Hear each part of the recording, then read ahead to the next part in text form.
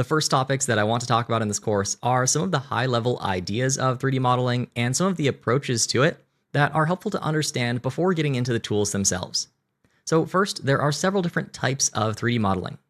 Many people start with a primitive like a cube and then add loop or knife cuts and use extrusions, bevels, and the other modeling tools to build outwards. This is called box modeling, and it works great for objects that are already kind of boxy or similar to the starting primitive. Another approach is to outline shapes from scratch in empty space and attach them together. I call this point modeling, and it's great for more natural, complex shapes with a lot of curves that need to be precisely defined. Another approach is to start with a shape and either add or subtract other shapes to or from it using what are called Boolean operations. This is great for quickly making complex machined parts.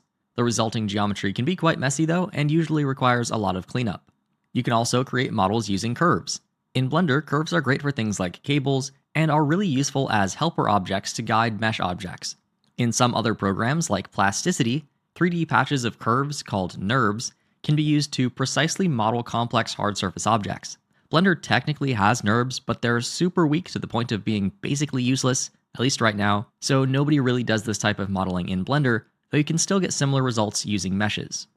You can also sculpt models using brushes, which is great for organic objects and feels a lot more artistic and intuitive than pushing and pulling verts in edit mode.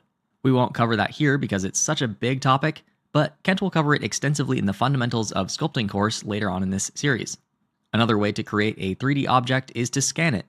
Both scanning and sculpting often result in extremely dense meshes that are a big hit to performance and can't really be animated well, so another type of modeling called retopology is used as a second step to create a new mesh directly on the surface to create an optimized and more useful version of that object. You can also create shapes in Blender procedurally, using geometry nodes and other modifiers. This is more of a mathematical, systematic way of working that is great for creating objects that follow rules and can adapt to their surroundings. Currently, geometry nodes are best used not to create models from scratch, but to combine and distribute models that you've already made. I made a whole course on this called Assemble if you're curious, but it's more of an advanced topic, so I'd recommend finishing all the Fundamentals series first at least. Lastly, you can use simulations to create animated shapes that follow the rules of physics, like smashed bricks, jello, or water. Our instructor Kenny has a whole course about this later on in the Fundamentals series as well. So there are a lot of different modeling techniques. In this course, we'll focus mostly on a blend of box, point, and Boolean modeling, since those are the most foundational skills that will be essential regardless of what type of project you have. There's also a bit of a difference in workflow depending on if you're making high or low poly models. High poly models typically use subdivision surfaces to achieve smooth results, and the topology or structure of the mesh ends up being much different than when working on low poly models. We'll cover the basics of lower poly modeling first in the second chapter of this course, and then graduate to using subdivision surfaces in the third chapter. But however you end up modeling, the end result is polygons that get sent to either a renderer or a game engine.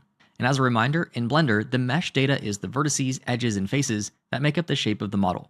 This is separate from the object, which is just a container with properties like location, rotation, and scale, or modifiers that get added on top of and modify the mesh data.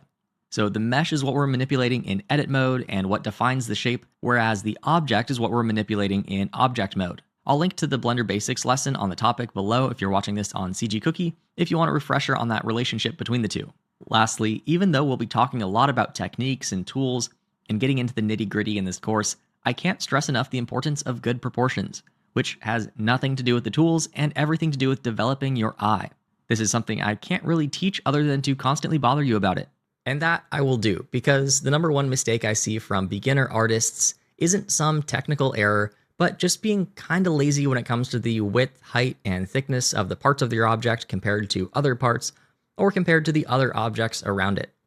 So this has nothing to do with technical skill and everything to do with being willing to look at references and adjust your model accordingly.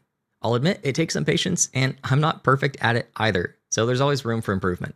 Because of that, I would really recommend modeling to real-world scale when possible, because it takes out a lot of the guesswork. And taking the time to have good proportions will make your work 10 times better than if you don't, and it takes no extra technical skill or learning new tools, so it really is the cheat code to good modeling as a beginner. So with all that said, I think we're ready to get into the meat of the course. So download those example files, fire up Blender, and let's get to work.